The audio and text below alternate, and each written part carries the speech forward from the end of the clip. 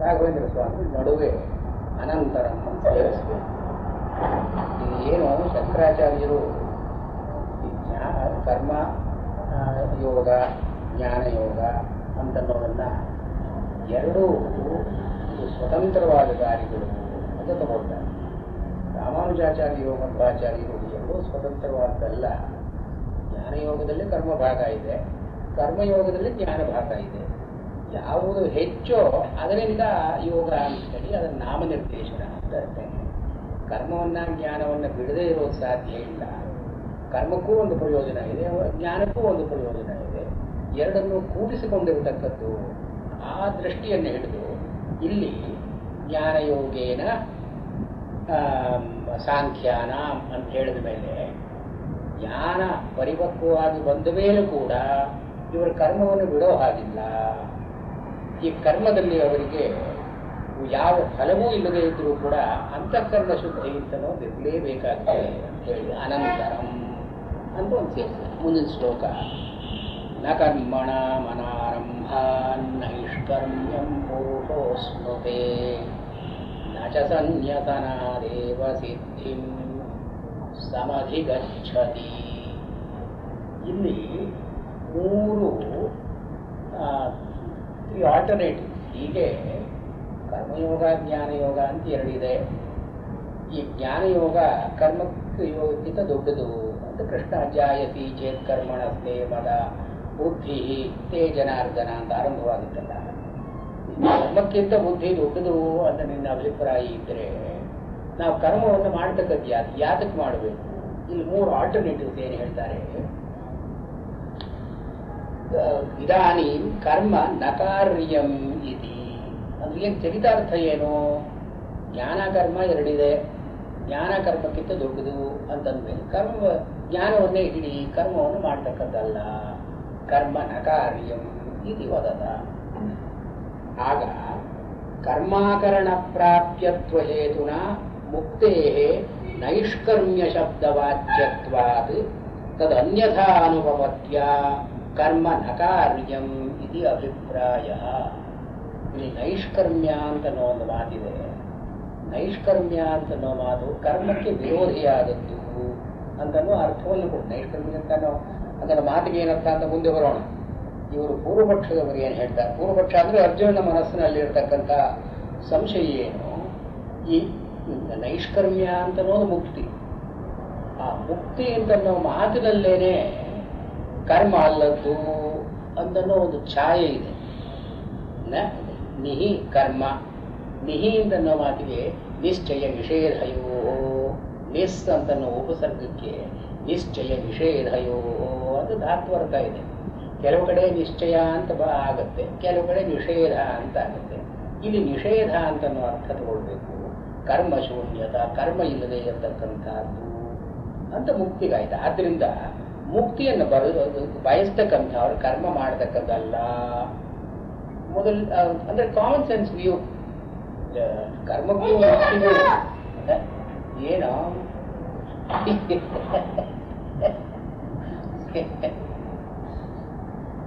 ನೀವು ನೋಡಿದ್ನ ಇಲ್ಲ? ತುಂಬಾ ಫ್ರೆಂಡ್ ಮೈಸೂರು. ಇದು ಒಂದನೇ ಆಲ್ಟರ್ನೇಟಿವ್. ಅವನು ಹೇಳೋದು ಕರ್ಮ ಮಾಡತಕ್ಕದ್ದಲ್ಲ ಫಾರ್ ದಿ ಸಿಂಪಲ್ ರೀಸನ್. ನೈಷ್ಕರ್ಮ್ಯ ಅಂದ್ರೆ ಮುಕ್ತಿ, ಮುಕ್ತಿಯಲ್ಲಿ ಕರ್ಮ ಇಲ್ಲ. ಈ ಕರ್ಮವನ್ನು ಮಾಡಿದ್ರೆ ಮುಕ್ತಿ ಅಂತ ಬರೋದು ಹೇಗೆ? ಆದ್ರಿಂದ ಕರ್ಮವನ್ನು ಮಾಡತಕ್ಕದ್ದಲ್ಲ. ಎರಡನೇದು ಉದಾ ಕರ್ಮಣಃ ಸಂಸಾರ ಬೀಜತ್ವಾತ್ ತದಕರಣಂ ಮುಕ್ತಿ ಹೇತು. ಎರಡನೇ ಅಭಿಪ್ರಾಯ ಏನು? ಇದಕ್ಕೆ ಪ್ರೋತ್ಪರವಾಗಿ ಅಂದ್ರೆ ರೀಇನ್ಫೋರ್ಸಿಂಗ್ ದಿಸ್. ಈ ಕರ್ಮ ಅಂತನೋ ಸಂಸಾರ ಬಂಧನ ಅಂತನ್ನೋದು ನಮಗೆ ಮಾತು ತಿಳಿದಿದೆ. ಕರ್ಮ, ಕರ್ಮದಿಂದ ಫಲ, ಫಲದಿಂದ ಒಂದು ವಾಸನೆ, ವಾಸನೆಯಿಂದ ಒಂದು ಪ್ರವೃತ್ತಿ, ತಿರುಗಿ ಒಂದು ಕರ್ಮ. ಹೀಗೆ ಜನ್ಮ ಜನ್ಮಾಂತರಗಳನ್ನು ಕೊಡತಕ್ಕದ್ದು ಕರ್ಮ ಅಂತ ಆದಮೇಲೆ ಈ ಕರ್ಮ ಅಂತನ್ನೋದೇ ಸಂಸಾರದ ಬೀಜ. ಈ ಮುಕ್ತಿ ಅಂತನ್ನೋದು ಸಂಸಾರದ ಅಭಾವ. ಆದ್ರಿಂದ ಈ ಕರ್ಮ ಇದಕ್ಕೆ ಕಾರಣ ಅಂತ ಆದಮೇಲೆ ಕರ್ಮ ಅದಕ್ಕೂ ಕಾರಣ ಆಗಲಾರದು. ಈ ತನ್ವಯ ವ್ಯತಿರೇಕ ನ್ಯಾಯದಿಂದ ಕರ್ಮ ಅಂತನೋ ಸಂಸಾರಕ್ಕೆ ಕಾರಣವಾಗಿದೆ. ಮುಕ್ತಿ ಅಂತನ್ನೋದು ಈ ಕರ್ಮವನ್ನು ಬಿಟ್ಟಿದ್ರಿಂದ ಆಗ್ಬೇಕು. ಯಾಕೆಂದ್ರೆ ಸಂಸಾರ ಮುಕ್ತಿ they are opposed to each other. So karma must be opposed to akarma ಅಥವಾ ಕರ್ಮಶೂನ್ಯತ. ಆದ್ದರಿಂದ ಕರ್ಮ ಮಾಡತಕ್ಕದ್ದಲ್ಲ ಅಂತ ಎರಡನೇ. ಮೂರನೇದು ಕರ್ಮಣ ಬದ್ಧತೆ ಜಂತುರಿತಿ ಸ್ಮೃತೆ ಕರ್ಮಣ ಮುಕ್ತಿ ಪ್ರತಿಬಂಧಕಾತ್ವ. ಹೀಗೆ ಕರ್ಮ ಅಂತನ್ನೋದು ಸಂಸಾರಕ್ಕೆ ಕಾರಣವಾಗುತ್ತೆ ಅಂತ ಇಲ್ಲದೇ ಇದ್ರೂ ಕೂಡ ಈ ಕರ್ಮ ಅಂತನ್ನೋದು ಬಂಧನಕ್ಕೆ ಕಾರಣವಾಗುತ್ತೆ. ಅದರಿಂದ ಸಂಸಾರ ಮುಂದೆ ಹೋಗುತ್ತೆಯೋ ಬಿಡುತ್ತೆಯೋ, ಕರ್ಮ ಬಂಧನಕ್ಕಾದರೂ ಕಾರಣವಾಗುತ್ತೆ. ಆದ್ದರಿಂದ ಇದು ಮುಕ್ತಿಗೆ ಪ್ರತಿಬಂಧಕವಾಗಬಲ್ಲದು, ಮುಕ್ತಿಗೆ ಅಡ್ಡಿಯಾಗಬಲ್ಲದು. ಹೀಗೆ ಈ ಮೂರು ಕನ್ಸಿಡರೇಷನ್ಸ್ ಇಂದ ಕರ್ಮ ನ ಕಾರ್ಯಂ, ಕರ್ಮವನ್ನು ಮಾಡತಕ್ಕದ್ದಲ್ಲ ಅಂತ ಅರ್ಜುನನ ಮನಸ್ಸಿನಲ್ಲಿ ಬಂದು ಅವನು ಕೃಷ್ಣನನ್ನು ಕೇಳಿದ್ದು, ಕಿಂ ಕರ್ಮಣಿ ಘೋರೇ ಮಾಂ ನಿಯೋಜಯಸಿ. ಇಷ್ಟೆಲ್ಲ ತಿಳಿದಿದ್ದು ಕೂಡ ಕರ್ಮವನ್ನು ಮಾಡು ಅಂತ ಹೇಳ್ತೀಯಲ್ಲ, ಯಾತಕ್ಕೆ ಮಾಡ್ತೀಯ? ಅದಕ್ಕೆ ಉತ್ತರ ಈ ಶ್ಲೋಕದಲ್ಲಿ ನ ಕರ್ಮಣ ಅನಾರಂಭಾದ, ಕರ್ಮವನ್ನು ಮಾಡದೇ ಇರುವುದರಿಂದ ನೈಷ್ಕರ್ಮ್ಯಂ ಪುರುಷ ನ ಸಮಶ್ನುತೆ. ಕರ್ಮವನ್ನು ಮಾಡದೇ ಇರೋದರಿಂದ ಮುಕ್ತಿ ಬರುತ್ತೆ ಅಂತ ಹೇಳೋ ಹಾಗಿಲ್ಲ, ಮನುಷ್ಯನಿಗೆ ಮುಕ್ತಿ ಬರುತ್ತೆ ಅಂತ ಹೇಳೋ ಹಾಗಿಲ್ಲ. ಅಂದ್ರೆ ಕರ್ಮ ಅಕರಣ, ಕರ್ಮವನ್ನು ಮಾಡದೇ ಇರೋದ್ರಿಂದ ಮುಕ್ತಿ ಅಂತ ಅನ್ನೋದು ಬರುತ್ತೆ ಅಂತ ಹೇಳೋ ಹಾಗಿಲ್ಲ. ನಚ ಸನ್ಯಸನಾದೇವ, ಈ ವಿಷಯಗಳನ್ನ ಅಥವಾ ಕರ್ಮೇಂದ್ರಿಯ ವ್ಯಾಪಾರವನ್ನ ಬಿಟ್ಟು ಮಾತ್ರಕ್ಕೆ ಸಿದ್ಧಿಂ ಸಮಧಿಗಚ್ಚತಿ. ಸಿದ್ಧಿ ನೈಷ್ಕರ್ಮ್ಯ ಎರಡೂ ಮಾತ್ರ ಮುಕ್ತಿ ಅಂತ ಒಂದು ಪರ್ಯಾಯ ಪಡೆಗಳು. ಅದರಿಂದ ಕೇವಲ ಕರ್ಮ ಸನ್ಯಾಸದಿಂದ ಮುಕ್ತಿ ಬರುತ್ತೆ ಅಂತ ಇಲ್ಲ. ಕರ್ಮವನ್ನು ಆರಂಭ ಮಾಡದೇ ಇರೋದ್ರಿಂದ ಮುಕ್ತಿ ಅಂತ ನಾವು ಸಿದ್ಧವಾಗುತ್ತೆ. ಕರ್ಮ ಮಾಡಿದ್ರೆ ತಾನೇ ಬಂಧ, ಕರ್ಮವನ್ನು ಮಾಡದೇ ಇದ್ರೆ ಬಂಧವೂ ಇಲ್ಲ. ನೋ ಪೇನ್ಸ್ ನೋ ಗೇನ್ಸ್ ಇದ್ದ ಹಾಗೆ ಇಲ್ಲಿ ನೋ ಕರ್ಮ ನೋ ಬಂಧ ಅಂದ್ರೆ ಮುಕ್ತಿ ಆಯ್ತಲ್ಲ. ಕರ್ಮ ಮಾಡಿ ಅದರ ಫಲವನ್ನು ತಪ್ಪಿಸ್ಕೊಂಡು ಮುಕ್ತಿ ಪಡ್ಕೊಳ್ಳೋದು ಯಾತಕ್ಕೆ? ಕರ್ಮವನ್ನು ಮಾಡದೇ ಇದ್ರೆ ಆಯಿತು. ಇಲ್ಲಿ ನೈಷ್ಕರ್ಮ್ಯ ಅಂತನ್ನೋ ಮಾತು ಇಟ್ಸ್ ಎ ಟೆಕ್ನಿಕಲ್ ಟರ್ಮ್. ನೈಷ್ಕರ್ಮ್ಯ ಅಂತನ್ನೋ ಮಾತಿನ ಮೂಲ ಏನು? ನಿಷ್ಕರ್ಮ, ಅದರ ಭಾವ ನೈಷ್ಕರ್ಮ್ಯ. ನಿಷ್ಕರ್ಮ ಅಂತನ್ನೋದರಲ್ಲಿ ನಿಸ್ ಅಂತನ್ನೋ ಉಪಸರ್ಗ ಸೇರುತ್ತೆ. ಕರ್ಮ ನಿಸ್ ನಾನು ಈಗ ಹೇಳಿದ ಹಾಗೆ ನಿಶ್ಚಯ ನಿಷೇಧಯೋ ಅಂತ ಧಾತ್ವರ್ಥ. ಅಲ್ಲದ್ದು ನೆಗೆಟಿವ್ ಅಂದ್ರೆ ಕರ್ಮವನ್ನ ಯಾವುದು ಬಿಡತಕ್ಕದ್ದೋ ಅದು ನೈಷ್ಕರ್ಮ್ಯ. ಈ ನೈಷ್ಕರ್ಮ್ಯ ಅಂತನ್ನೋ ಮಾತು ಮೀಮಾಂಸದಲ್ಲಿ ಬರುತ್ತೆ, ವೇದಾಂತ ಸೂತ್ರಗಳಲ್ಲಿ ಬರುತ್ತೆ, ಸಾಂಖ್ಯದಲ್ಲಿ ಬರುತ್ತೆ. Each in its own technical expression. ಇದು ನೈಷ್ಕರ್ಮ್ಯ ಅಂತನ್ನೋದು, ಈ ನೈಷ್ಕರ್ಮ್ಯ ಅಂತ ಉತ್ತರ ಪೂರ್ವಾರ್ಧದಲ್ಲಿದೆ, ಸಿದ್ಧಿ ಅಂತ ಅನ್ನೋದು ಉತ್ತರಾರ್ಧದಲ್ಲಿದೆ. ಈ ನೈಷ್ಕರ್ಮ್ಯ ಸಿದ್ಧಿ ಅಂತ ಒಂದು ಗ್ರಂಥ ಸುರೇಶ್ವರರದು ಗ್ರಂಥ ಇದೆ, ನೈಷ್ಕರ್ಮ್ಯ ಸಿದ್ಧಿ. ಈ ನೈಷ್ಕರ್ಮ್ಯ ಸಿದ್ಧಿ ಅಂತನ್ನೋಲ್ಲಿ ಅವರು ನೈಷ್ಕರ್ಮ್ಯ ಅಂತ ನಾವು ಅದು ಏನು ಅರ್ಥ ಹೇಳ್ತಾರೆ? ಕರ್ಮಶೂನ್ಯದ ಅಂತ ಒಂದು, ಕರ್ಮ ಇಲ್ಲದೆ ಇರತಕ್ಕದ್ದು. ಎರಡನೇದು ಜ್ಞಾನ ಅಂತನ್ನೋ ಅರ್ಥ ಹೇಳ್ತಾರೆ. ಈ ಕರ್ಮಜ್ಞಾನ ಎರಡು ಇರತಕ್ಕಂಥದ್ದು. ಕರ್ಮ ಇಲ್ಲ ಅಂದ್ರೆ ಜ್ಞಾನ, ಕರ್ಮ ಅಲ್ಲದ್ದು ಜ್ಞಾನ. ಅಥವಾ ಕರ್ಮಣ ನ ಪ್ರಾಪ್ಯಂ, ಯಾವುದು ಕರ್ಮದಿಂದ ಬರತಕ್ಕದ್ದು ಅಲ್ಲವೋ ಅದು ಅದರ ಮುಕ್ತಿ. ಆದ್ದರಿಂದ ಈ ನೈಷ್ಕರ್ಮ್ಯ ಅಂತ ನಾವು ಮಾಡ್ತೀವಿ. ವೇದಾಂತ ಪ್ರಕ್ರಿಯೆಯಲ್ಲಿ ಕರ್ಮಶೂನ್ಯತ ಅಂತ ಒಂದು ಅರ್ಥ ಇದೆ, ಜ್ಞಾನ ಅಂತ ಒಂದು ಅರ್ಥ ಇದೆ, ಮುಕ್ತಿ ಅಂತ ಇನ್ನೊಂದು ಅರ್ಥ ಇದೆ. ಇದು ಈ ಪ್ರಸಂಗ ಎಲ್ಲಿ ಬರುತ್ತೆ, ಅದು ಎಂಟೈರ್ ಕಾಂಟೆಕ್ಸ್ಟ್. ಇಲ್ಲಿ ನಕರ್ಮಣ ಅನಾರಂಭಾತ್ ಅಂದ್ರೆ ಅನಾರಂಭ ಅಂತನ್ನೋ ಮಾತು ಉಪಯೋಗಿಸಿದ್ದಾರೆ. ಈ ಅನಾರಂಭ ಅಂತನ್ನೋ ಮಾತು ಮೀಮಾಂಸದಲ್ಲಿ ಆರಂಭ ಕರ್ಮ ಅನಾರಂಭ ಕರ್ಮ ಅಂತ ಎರಡು ಮಾಡಿಕೊಂಡಿದ್ದಾರೆ. ಈ ಮೀಮಾಂಸ ಇದರ ಬ್ಯಾಕ್ಗ್ರೌಂಡ್, ಅದರಲ್ಲಿ ನಿತ್ಯ ನೈಮಿತ್ತಿಕ ಕಾಮ್ಯ ನಿಷೇಧ ಅಂತ 4 ವಿಧವಾದ ಕರ್ಮಗಳನ್ನು ಹೇಳ್ತಾರೆ. ಕರ್ಮ ಚತುಷ್ಟಯ ಅಂತೇಳಿ 4 ವಿಧವಾದ ಕರ್ಮಗಳು. ಈ ಕರ್ಮ ಅಂತನ್ನೋ ಮಾತಿಗೆ ಕರೋತಿ ಯಾವುದು ಉಂಟು ಮಾಡುತ್ತೆಯೋ ಅದು ಕರ್ಮ. ಉಂಟು ಮಾಡೋದು ಅಂತಂದ್ರೆ ಏನು ಅಂದ್ರೆ ಯಾವುದು ಫಲಪರ್ಯವಸಾಯಿಯೋ ಅದು ಕರ್ಮ, ಯಾವುದು ಫಲವನ್ನು ಉಂಟು ಮಾಡುತ್ತೋ ಅದು ಕರ್ಮ. That which is capable of producing A result, ಇದನ್ನು ಅವರು ಕರ್ಮ ಅಂತ ಕರೀತಾರೆ. ಈ ಯಾವುದು ರಿಸಲ್ಟ್ ಇದು ಅಂದ್ರೆ ದೇಹ ಸಂಬಂಧಿಯಾಗಿರತಕ್ಕಂಥ ಅಭ್ಯುದಯ ನಿಶ್ರೇಯಸ. ಎರಡು ಅಭ್ಯುದಯ ನಿಶ್ರೇಯಸ ಅಂತ ಎರಡು ಪುರುಷಾರ್ಥಗಳಿದೆಯಲ್ಲ. ಯಾಕೆಂದ್ರೆ ಅವ್ರು ಧರ್ಮ ಅಂತ ಅನ್ನೋ ಮಾತಿಗೇನೆ ಮೀಮಾಂಸದಲ್ಲಿ ಅಥಾದೋ ಧರ್ಮಂ ವ್ಯಾಖ್ಯಾಸ್ಯಾಮ, ಧರ್ಮವನ್ನು ಹೇಳೋಣ. ಧರ್ಮ ಅಂದ್ರೆ ಏನು? ಯಥೋ ಅಭ್ಯುದಯ ನಿಶ್ರೇಯಸ ಸಿದ್ಧಿ ಸಧರ್ಮ ಅಂದ್ರೆ ಮೀಮಾಂಸರು ಧರ್ಮಕ್ಕೆ ಲಕ್ಷಣ ಏನು ಹೇಳ್ತಾರೆ? ಯತಃ ಅಭ್ಯುದಯ ನಿಶ್ರೇಯಸ ಸಿದ್ಧಿ, ಯಾವುದರಿಂದ ಅಭ್ಯುದಯ ಅಂತ. ಅಭ್ಯುದಯ ಅಂದ್ರೇನು? ಒಳ್ಳೆ ಪ್ರಾಸ್ಪೆರಿಟಿ. ಈ ಲೋಕದಲ್ಲಿ ನಮಗೆ ಬೇಕಾಗತಕ್ಕಂಥ ಅರ್ಥ, ಕಾಮ, ಧರ್ಮ, ಇದು ಮೂರು ಅಭ್ಯುದಯಕ್ಕೆ ಸೇರಿತ್ತು. ನಿಶ್ರೇಯಸ ಅಂದ್ರೆ ಅಲ್ಟಿಮೇಟ್ ರಿಲೀಸ್, ಇದು ಮೋಕ್ಷ. ಹೀಗೆ 4 ಪುರುಷಾರ್ಥಗಳಲ್ಲಿ 3 ಪುರುಷಾರ್ಥಗಳನ್ನು ಅಭ್ಯುದಯ ಅಂತ ಕರೆದರು, 4ನೇ ಪುರುಷಾರ್ಥವನ್ನು ನಿಶ್ರೇಯಸ ಅಂತ ಕರೆದರು. ಈ ಧರ್ಮ ಅಂತ ವೇದಾರ್ಥ, ಧರ್ಮ ವೇದದಲ್ಲಿ ಹೇಳ್ತಕ್ಕದ್ದೇನೋ ಧರ್ಮ. ಧರ್ಮ ಅಂತ ಅನ್ನೋದು ವೇದಾರ್ಥ ಅಂತ ಮೀಮಾಂಸದವರು ಹೇಳಿಕೆ. ಕುಮಾರ ಭಟ್ರಾಗಲಿ ಅಥವಾ ಪ್ರಭಾಕರ ಮಿಶ್ರರಾಗಲಿ, ಈ ಧರ್ಮ ವೇದ ಹೇಳೋದೆಲ್ಲ ಧರ್ಮ. ಧರ್ಮವನ್ನು ಕುರಿತು ವೇದ ಹೇಳ್ತಾ ಇದೆ. ಧರ್ಮ ಅಂದ್ರೆ ಏನು? ಯತಃ ಅಭ್ಯುದಯ ನಿಶ್ರೇಯಸ ಸಿದ್ಧಿ ಸಧರ್ಮ, ಯಾವುದರಿಂದ ಮನುಷ್ಯನ ಪುರುಷಾರ್ಥಗಳು ಸಾಧಕವಾಗುತ್ತೋ ಅದು ಧರ್ಮ. ಈ ಅಭ್ಯುದಯ ಅಥವಾ ನಿಶ್ರೇಯಸ ಅಂತನ್ನೋ ಮಾತಿನಲ್ಲಿ ಎರಡರಲ್ಲೂ ಫಲಪ್ರಾಪ್ತಿ ಅಂತ ಒಂದು ಉಂಟು. ಅಭ್ಯುದಯ ಅಂದ್ರೆ ಏನು? ಕಾಂಕ್ಷಿತವಾದದ್ದು, ನಮಗೇನು ಬೇಕೋ ಅದು ಬಂದರೆ ಅಭ್ಯುದಯ. ನಿಶ್ರೇಯಸ ಅಂದ್ರೆ ಯಾವುದು ನಮಗೆ ತೊಂದರೆಯನ್ನು ಕೊಡ್ತಾ ಇದೆಯೋ ಅದು ಹೋದರೆ ನಿಶ್ರೇಯಸ. ಇಲ್ಲಿ ಇವರು ನಿತ್ಯ, ನೈಮಿತ್ತಿಕ, ಕಾಮ್ಯ, ನಿಷಿದ್ಧ ಅಂತ 4 ಬಗೆಯಾಗಿ ಕರ್ಮಗಳನ್ನು ಹೇಳ್ತಾರೆ. ನಿತ್ಯ ಅಂದ್ರೆ ಮನುಷ್ಯ ಯಾವ ಫಲಾಪೇಕ್ಷೆಯೂ ಇಲ್ಲದೆ ಮಾಡತಕ್ಕಂಥ ಕೆಲಸಗಳು ನಿತ್ಯ ಕರ್ಮ. ಅಂದ್ರೆ ಯಾವ ಫಲವೂ ಅದಕ್ಕಿಲ್ಲ. ವಾಸ್ತವವಾಗಿ ಕರ್ಮಕ್ಕೆ ಒಂದು ಫಲ ಅಂತ ನಿಗದಿಯಾಗಿದ್ದರೂ ಕೂಡ ಕೆಲವು ಕರ್ಮಗಳು they are important to produce any direct result. ಇದನ್ನ ನಿತ್ಯ ಅಂತ ಕರೀತಾರೆ. ನಿತ್ಯ ಕರ್ಮದಿಂದ ಯಾವ ಫಲ ವಿನಿಯೋಗ ಅದಕ್ಕಿಲ್ಲ. ಸ್ನಾನ ಮಾಡ್ತೀವಿ, ಸಂಧ್ಯಾ ವಂದನೆ ಮಾಡ್ತೀವಿ, ದೇವರ ಪೂಜೆ ಮಾಡ್ತೀವಿ, ಯಾವ ಫಲವೂ ಇಲ್ಲ. ನಿತ್ಯ ಕರ್ಮ ಅದು ಮಾಡಲೇಬೇಕಾಗುತ್ತೆ. Doing with a sense of duty, not expecting any return thereof. ಗಂಡ ಹೆಂಡತಿ ನೋಡ್ಕೊಂಡ್ರೆ, ಹೆಂಡತಿ ಗಂಡ ನೋಡ್ಕೊಂಡ್ರೆ, ತಂದೆ ತಾಯಿ ಮಕ್ಕಳು ನೋಡ್ಕೊಂಡ್ರೆ, ಇದು ನಿತ್ಯ ಕರ್ಮ. ಅಂದ್ರೆ with a sense of duty ಮಾಡ್ತಕ್ಕದ್ದು.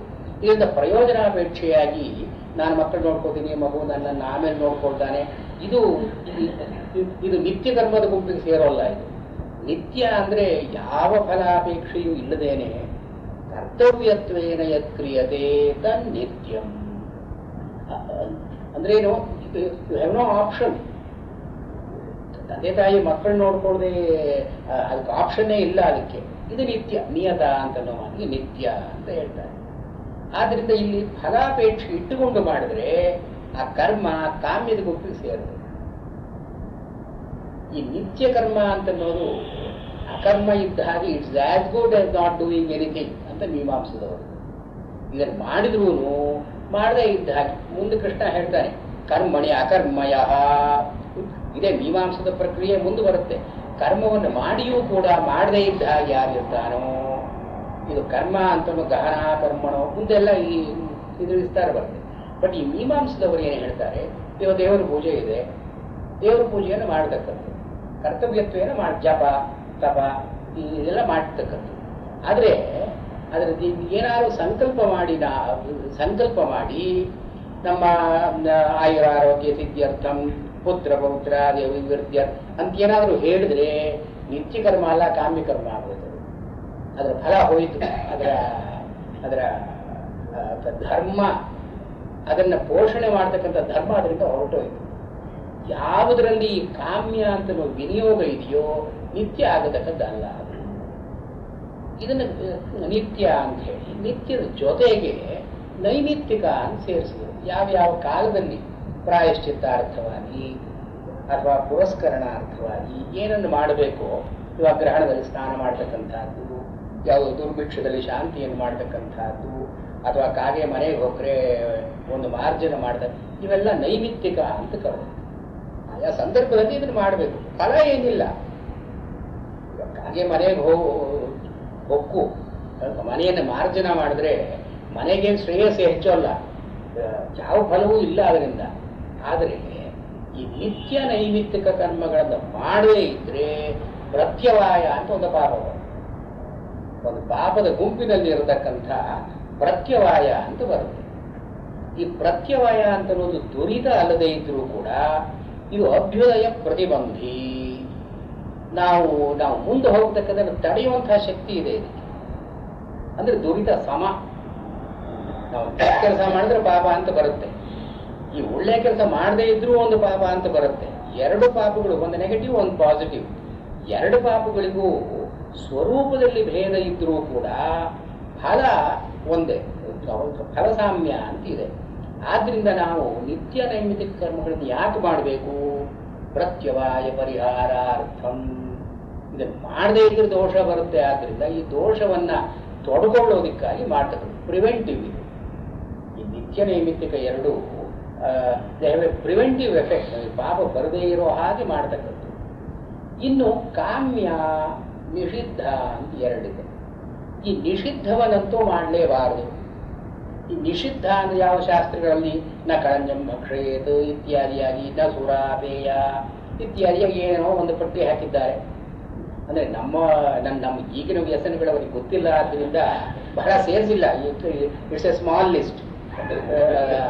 ಅದು ಈಗ ಹೇಳಿದ್ರೆ ತುಂಬಾ ದೊಡ್ಡ ಲಿಸ್ಟ್ ಆಗುತ್ತೆ. ಈಗ ಮಾಡ್ತಕ್ಕದ್ದು, ಇದು ಮಾಡ್ತಕ್ಕದ್ದಲ್ಲ, ಅದು ಮಾಡ್ತಕ್ಕದ್ದಲ್ಲ, ಇದು ಮಾಡ್ತಕ್ಕದ್ದಲ್ಲ, ನಿಷಿದ್ಧ ಅಂತ ಹೇಳಿದ್ದಾರೆ. ಇದನ್ನೆಲ್ಲ ಮಾಡಿದ್ರೆ ನಿಷಿದ್ಧಕರಣಾತ್ ಪಾಪ ಇವ, ಪಾಪ ಅಂತನೋದು ಬರುತ್ತೆ.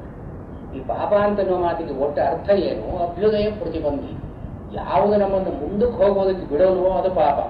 ನಮ್ಮಲ್ಲಿ ಕ್ರಿಶ್ಚಿಯನ್ಸ್ ಅಲ್ಲಿರೋ ಹಾಗೆ ಒರಿಜಿನಲ್ ಸಿನ್ ಅಂತ ಕಾನ್ಸೆಪ್ಟ್ ನಮ್ಮಲ್ಲಿ ಇಲ್ಲ. ಮೂಲಭೂತವಾಗಿ ಒಂದು ಪಾಪ ಇದೆ ಅಂತ ನಮ್ಮಲ್ಲಿ ಇಲ್ಲ. ನಾವು ಮುಂದಕ್ಕೆ ಹೋಗೋದಕ್ಕೆ ಏನು ಅಡ್ಡಿಯಾಗುತ್ತೋ ಅದು ಪಾಪ. ಇದು ಪಾಪ ಅಂತ ಬಂದಕ್ಕೆ ಇಷ್ಟೇ ಅರ್ಥ. ಹೀಗೆ ನಿಷಿದ್ಧ ಕರ್ಮಗಳನ್ನು ಮಾಡಿದ್ರೆ ನಿಷಿದ್ಧ ಕರ್ಮ ಕರಣಾದ ಪಾಪ ಇವ. ಆದ್ರಿಂದ ಮೀಮಾಂಸದವರು ವಿತ್ ಸರ್ಟನ್ಟಿ ಎರಡು ಹೇಳಿದ್ರು. ಕಾಮ್ಯ ನಿತ್ಯ ನೈಮಿತ್ತಿಕ ಕರ್ಮಗಳನ್ನು ಮಾಡಲೇಬೇಕು, ನಿಷಿದ್ಧ ಕರ್ಮಗಳನ್ನು ಮಾಡಲೇಬಾರದು.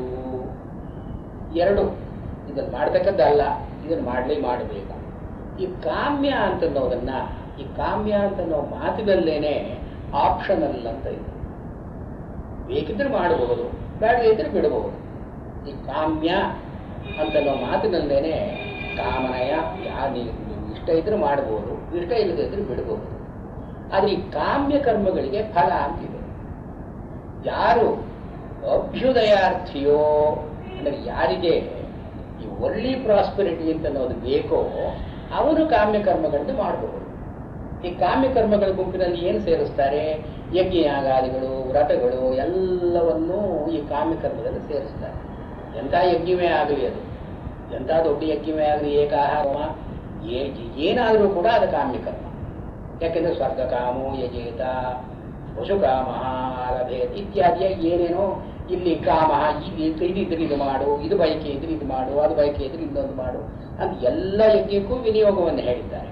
ಈ ಕಾಮ್ಯ ಕರ್ಮ ಅಂತನ್ನೋದನ್ನ ಇವರು ಮೀಮಾಂಸದವರು ಆಪ್ಷನಲ್ ಅಂತ ಬಿಟ್ಟರು. ನಿಮಗೆ ಅಭ್ಯುದಯ ಅಂತ ಬೇಕಾದರೆ ಕಾಮ್ಯ ಕರ್ಮವನ್ನು ಮಾಡಿ, ನಿಶ್ರೇಯಸ ಅಂತ ಬೇಕಾದರೆ ಕಾಮ್ಯ ಕರ್ಮವನ್ನು ಬಿಡಿ. ಸೊ ಈ ಕಾಮ್ಯ ಕರ್ಮವನ್ನ ಮೋಕ್ಷಾಕಾಂಕ್ಷಿಗಳು ನಿತ್ಯ ನೈಮಿತ್ತಿಕದ ಗುಂಪಿಗೆ ಸೇರಿಸ್ಕೊಳ್ಬೇಕು. ನಿಷೇಧ ಇದರಲ್ಲಿ ನಿಷಿದ್ಧದ ಗುಂಪಿಗೆ ಸೇರಿಸ್ಕೊಳ್ಬೇಕು.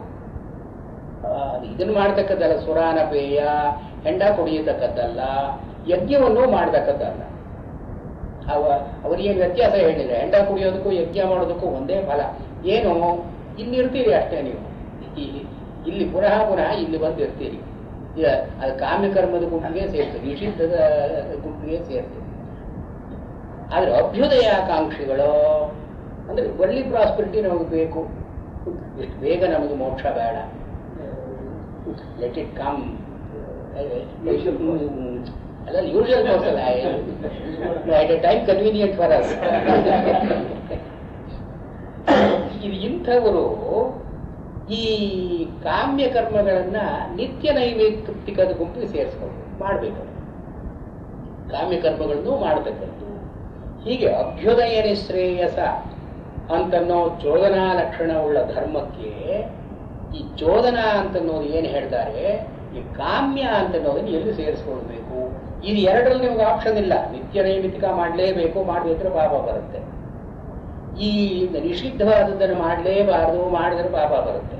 ಇದರ ಅಕರಣದಿಂದ, ಇದರ ಕರಣದಿಂದ ದೋಷಗಳು ಅಂತಿದೆ. ಅಲ್ಲಿ ಯು ಹ್ಯಾವ್ ನೋ ಆಪ್ಷನ್. ಈ ಕಾಮ್ಯ ಅಂತನ್ನೋದ್ರಲ್ಲಿ ನಿಮಗೂ ಒಂದು ಸ್ವಾತಂತ್ರ್ಯ ಇದೆ. ಅಂದ್ರೆ ಏನು? Depending on what you are looking for. ಅಭ್ಯುದಯ ಅಂತ ಬೇಕಾದ್ರೆ ಕಾಮ್ಯವನ್ನು ಮಾಡಿ, ನಿಶ್ರೇಯಸ ಅಂತ ಬೇಕಾದ್ರೆ ಕಾಮ್ಯವನ್ನು ಬಿಡಿ. ಈ ಕಾಮ್ಯ ಅಂತನ್ನೋದ್ರಲ್ಲಿ ಏನಿದೆ, ಒಂದು ಫಲ ಅಂತ ಬರುತ್ತೆ.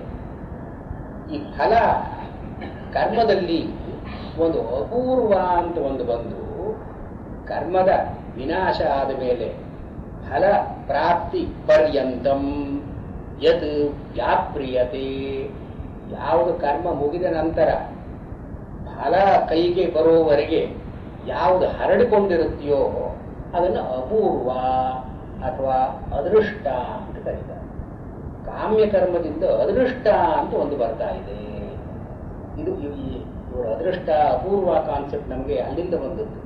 ನಾವು ಏನೋ ಒಂದು ಕಾಮ್ಯಕರ್ಮ ಮಾಡಿರ್ತೀವಿ. ಇದು this will work as an unseen force. ಇವಾಗ ಮೀಮಾಂಸಕರು ಇನ್ನೊಂದು ಏನು ಮಾಡ್ತಾರೆ, ಈ ಕರ್ಮ ಅಂತನ್ನೋದ್ರಲ್ಲಿ ಸಂಚಿತ, ಕ್ರಿಯಮಾಣ ಮತ್ತು ಪ್ರಾರಬ್ಧ ಅಂತ ಮೂರು ವಿಂಗಡಣೆ ಮಾಡ್ತಾರೆ. ಈ ಸಂಚಿತ ಅಂದ್ರೆ ಏನು? ನಾವು ಹಿಂದೆ ಯಾವ ಕಾಮ್ಯಕರ್ಮಗಳನ್ನು ಮಾಡಿರ್ತೀವೋ ಆ ಕಾಮ್ಯಕರ್ಮಗಳ ಫಲ ಎಲ್ಲ ನಮ್ಮನ್ನು ಅನುಸರಿಸಿಕೊಂಡು ಬಂದು ಈ ಜನ್ಮದಲ್ಲೋ, ಹಿಂದಿನ ಜನ್ಮದಲ್ಲೋ, ಹಿಂದಿನ ಅನೇಕ ಜನ್ಮಗಳಲ್ಲೋ ಏನೇನು ಕಾಮ್ಯಕರ್ಮಗಳನ್ನು ಮಾಡಿರ್ತೀವಿ ನಾವು, ಇದರ ಫಲಗಳೆಲ್ಲ they get accumulated and they are passed on continuously. ಇದನ್ನ ಸಂಚಿತ ಅಂತ ಕರೀತಾರೆ. ಸಂಚಿತ ಅಂದ್ರೆ ಅಕ್ಯೂಮುಲೇಟೆಡ್ ಅಂತ. ನಾವು ರಾಶಿ ಒಟ್ಟುಗೂಡಿಸ್ಕೊಂಡಿರೋದು, ನಾವು ರಾಶಿ ಆಗ್ತಿರೋದು. ಈ ಸಂಚಿತದಲ್ಲಿ ಎರಡು ವಿಧ. ಒಂದು ಪ್ರಾರಬ್ಧ. ಪ್ರಾರಬ್ಧ ಅಂದ್ರೆ ಆರಬ್ಧ ಅಂತ ಅಷ್ಟೇ. ಯಾವುದು ಫಲ ಕೊಡೋದಕ್ಕೆ ಆರಂಭವಾಗಿದೆಯೋ ಇದು ಆರಬ್ಧ. ಯಾವುದು ಫಲ ಕೊಡೋದಕ್ಕೆ ಚೆನ್ನಾಗಿ ಶುರುವಾಗಿದೆಯೋ ಇದು ಪ್ರಾರಬ್ಧ. ಅಂದ್ರೆ ಪ್ರಕೃಷ್ಟ ಅಂತ ಅರ್ಥ. ಕನ್ನಡದಲ್ಲಿ ಪ್ರಾರಬ್ಧ ಅಂತಂದ್ರೆ ಕೆಟ್ಟದು ಅಂತ ಅನ್ನೋ ಅರ್ಥವೇ ಇದೆ. ಆದ್ರೆ ಮೀಮಾಂಸಕರು ಕೆಟ್ಟದು ಅಂತ ಏನು ಅನ್ನೋಲ್ಲ. ಈ ದೇಹ ನಮಗೆ ಬಂದಿದೆ, ಇದು ಪ್ರಾರಬ್ಧ. ಅಂದ್ರೆ ಕೆಲವರಿಗೆ ಪ್ರಾರಬ್ಧ ಇರ್ಬೋದು, ಕೆಲವರಿಗಲ್ಲ. ಇದೊಂದು ಏನೋ ಸುಖ ಸಂಪತ್ತು ಬಂದಿದೆ, ಇದೆಲ್ಲ ಪ್ರಾರಬ್ಧವೇ. ಒಂದು ಜ್ಞಾನ ಬಂದಿದೆ, ಒಂದು ಪ್ರಾರಬ್ಧವೇ. ಯಾವುದೋ ಒಂದು ಪೊಸಿಷನ್ ಸಿಕ್ಕಿದೆ, ಪ್ರಾರಬ್ಧವೇ ಇದೆ. ಕೆಟ್ಟದ್ದು ಒಳ್ಳೆಯದು ಯಾವುದಾದ್ರೂ ಕೂಡ ಆ ಕಾಮ್ಯ ಕರ್ಮವನ್ನು ಅನುಸರಿಸಿಕೊಂಡು ಬಂದು ಫಲ ವಿಪಾಕ ದಶೆಯಲ್ಲಿದ್ದು ಅದರ ಫಲಗಳು ದೃಷ್ಟವಾಗಿದ್ರೆ ಇದನ್ನ ಪ್ರಾರಬ್ಧ ಅಂತ ಕರೀತಾರೆ. ಈ ಪ್ರಾರಬ್ಧ ಅಂತನ್ನೋದು if it still not fully manifest, ಇನ್ನೂ ಅದು ನಮ್ಮ ಕೆಲಸಗಳನ್ನು ಪ್ರೇರೇಪಣೆ ಮಾಡ್ತಾ ಇದ್ರೆ, ಮುಂದೆ ಬರತಕ್ಕಂತಹ ಫಲಗಳಿಗೆ ಕಾರಣವಾಗುವುದಿದ್ರೆ ಅದನ್ನ ಅನಾಗಾಮಿ ಅಥವಾ ಕ್ರಿಯಮಾಣ ಅಂತ ಕರೀತಾರೆ. ಇಲ್ಲಿ ಎಲ್ಲ ಮೀಮಾಂಸದವರ ನಿಲುವೇನು, ಒಂದು ಕರ್ಮ ಅಂತ ಆದಮೇಲೆ ಅದೃಷ್ಟ ಅಂತ ಅದರ ಜೊತೆಯಲ್ಲೇ ಬರುತ್ತೆ. ಅದೃಷ್ಟ ಅಂದ್ರೆ unseen because it becomes A quality of the self. ಜೀವನಿಗೆ ಒಂದು ಧರ್ಮವಾಗಿ ಸೇರ್ಕೊಂಡು ಬಿಡುತ್ತೆ. ಆ ಜೀವನಿಂದ ಬೇರ್ಪಟ್ಟು ಇದನ್ನ ನಾವು ನೋಡೋ ಹಾಗಿಲ್ಲ. ಆದ್ರಿಂದ ಇದನ್ನು ಅದೃಷ್ಟ ಅಂತ ಕರೀತಾರೆ.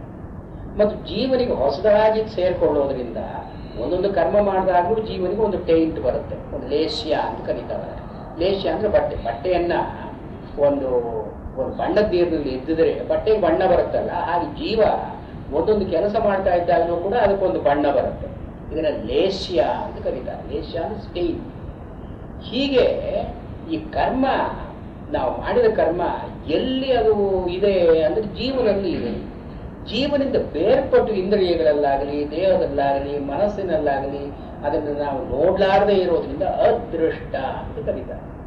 ಅದೃಷ್ಟ ಅಂದರೆ ಡೆಸ್ಟಿನಿ ಅಂತನೂ ಲೇಟರ್ ಮೀನಿಂಗ್. ಅದೃಷ್ಟ ಅಂತ ಮೀಮಾಂಸಕರು ಉಪಯೋಗಿಸಿದ್ದು, it is not a detail that you can find in any of the constituents of the body. ನಮ್ಮ ದೇಹದಲ್ಲಿ ಎಲ್ಲೂ ಅದನ್ನು ನಾವು ನೋಡ್ಲಾರೆವು. ಅದೃಷ್ಟ ಅಂದರೆ unseen force which will eventually bear fruit. ಇದು ಆರಂಭವಾಗಿ ಬರ್ತಾ ಫಲವನ್ನು ಕೊಡ್ತಾ ಬರುತ್ತೆ. ಈ ಅದೃಷ್ಟ ಎಲ್ಲಿ ಮೆಚ್ಯೂರ್ ಆಗಿರುತ್ತೋ, ವಿಪಾಕ ದಶೆಯಲ್ಲಿರುತ್ತೋ ಅದನ್ನು ಆರಬ್ಧ ಅಂತ ಕರೀತೀವಿ. ಎಲ್ಲಿ ಇನ್ನೂ ಮುಂದೆ ಬರತಕ್ಕದ್ದು ಅಂದ್ರೆ ಏನು, it has started it's course. ಅವನು LKG ಸೇರ್ಕೊಂಡಿದ್ದಾನೆ, PUC ಮುಂದೆ ಆಗಬೇಕಾದ್ದು, ಇಂಜಿನಿಯರಿಂಗ್ ಮುಂದೆ ಆಗಬೇಕಾದ್ದು, ಇದು ಅನಾರಬ್ಧ. ಆದ್ರೆ ಫಸ್ಟ್ ಈ LKG ಸೇರ್ಕೊಳ್ಳೋದಂತೂ ಆಗಲೇಬೇಕಲ್ಲ, ಇದು ಆರಬ್ಧ. ಇದು ಆರಬ್ಧವಾದರೂ ಕೂಡ ಅದರ ಫಲದ ದೃಷ್ಟಿಯಿಂದ ಅನಾರಬ್ಧ. ಅಂದ್ರೆ ಅವನಿನ್ನು UKGಗೆ ನಿಲ್ಲಿಸ್ಬಿಡ್ಬೋದು, ಫಸ್ಟ್ ಸ್ಟ್ಯಾಂಡರ್ಡ್ ನಿಲ್ಲಿಸ್ಬಿಡ್ಬೋದು, ಆದ್ರೆ ಅಲ್ಲಿವರೆಗೂ ಹೋಗಬಹುದು. ಅದು ಇದನ್ನ ಹೀಗೆ ಈ ಸಂಚಿತವಾದದ್ರಲ್ಲಿ ಈ ಆರಬ್ಧ ಅನಾರಬ್ಧ ಅಂತ ಕರೆದು, ಈ this A common problem for all Indian philosophy. ದುಃಖ ಅಂತ ನಮಗಿದೆ, ತಾಪತ್ರಯ ವಿಘಾತ ಜಿಜ್ಞಾಸ ತದಪಘಾತಕ್ಕೆ ಹೇತೌ ಅಂತ ಸಾಂಖ್ಯದವರು ಮೊದಲೇ ಹೇಳಿಬಿಟ್ಟು, ನಮಗೆ ಮನುಷ್ಯನಿಗೆ 3 ವಿಧವಾದ ದುಃಖಗಳಿದೆ. ತಾಪತ್ರಯ, ಆಧ್ಯಾತ್ಮಿಕ, ಆದಿಭೌತಿಕ, ಆದಿದೈವಿಕ. ಈ ತಾಪತ್ರಯಗಳನ್ನು ಹೋಗಲಾಡಿಸಿಕೊಳ್ಳುವುದಕ್ಕಾಗಿ, ಅಂದ್ರೆ ತಾಪತ್ರಯಗಳು ಅಂದ್ರೆ ಏನು ಅಂತ ತಿಳ್ಕೊಂಡು, ತಾಪತ್ರಯಗಳು ಹೋಗತಕ್ಕದ್ದು ಸಾಧ್ಯ ಅಂತ ತಿಳ್ಕೊಂಡು ತಾಪತ್ರಯಗಳನ್ನ ಹೋಗಲಾಡಿಸಿಕೊಳ್ಳೋದು ಹೇಗೆ ಅಂತನ್ನೋದು ಜಿಜ್ಞಾಸ. ತಾಪತ್ರಯ ವಿಘಾತ ಜಿಜ್ಞಾಸ ತದಪಘಾತಕ್ಕೆ ಹೇತೌ ಅಂತ ಇಷ್ಟು ಇರಬೇಕು. ಇಷ್ಟು ಇರದೇ ಇದ್ರೆ ಜಿಜ್ಞಾಸ ಅಂತ ಬರೋಲ್ಲ. ಜಿಜ್ಞಾಸ ಅಂತ ಬರದೇ ಇದ್ರೆ ಇಂಥ ಗ್ರಂಥಗಳನ್ನು ಓದೋಲ್ಲ.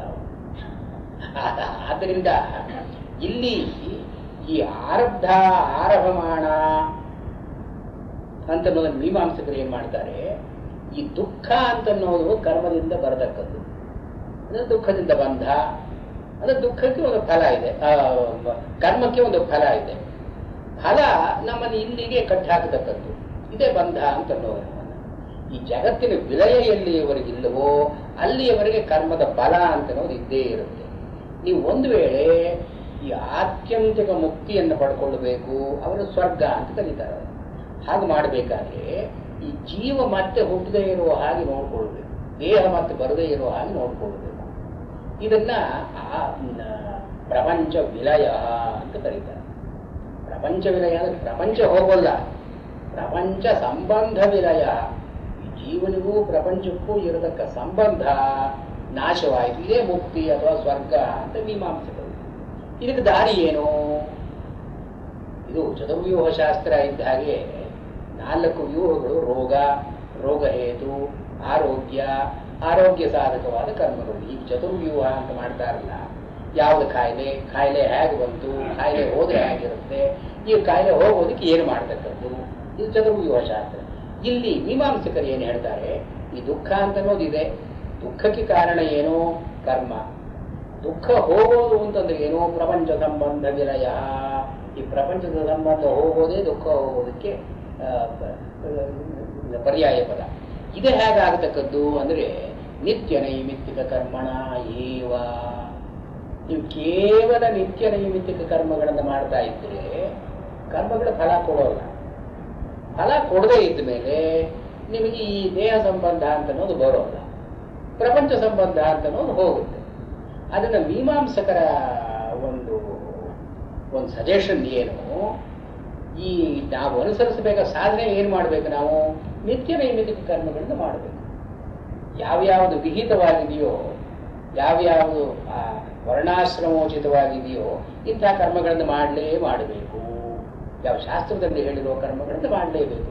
ಯಾಕಂದ್ರೆ ವೇದ ಅಪೌರುಷೇಯವಾದದ್ದರಿಂದ, ವೇದ ಅಪೌರುಷೇಯವಾಗಿದ್ದು ಅನ್ಯ ಪ್ರಮಾಣ ಅನಪೇಕ್ಷವಾಗಿದ್ದರಿಂದ ಮತ್ತು ಇಂಥ ಅನುಪಲಬ್ಧೆ ಅರ್ಥೇ ನಮ್ಮ ಕಣ್ಣಿಗೆ ಕಾಣದೇ ಇರುವಂತಹ ವಿಚಾರದಲ್ಲಿ ನಮ್ಮ ಬುದ್ಧಿ ತಿಳ್ಕೊಳ್ಳಾರದೆ ಇರುವಂತಹ ವಿಚಾರದಲ್ಲಿ ವೇದವೇ ಪ್ರಮಾಣವಾದದ್ದರಿಂದ ವೇದದಲ್ಲಿ ಹೇಳಿರೋ ಕರ್ಮಗಳನ್ನು ಮಾಡತಕ್ಕದ್ದು.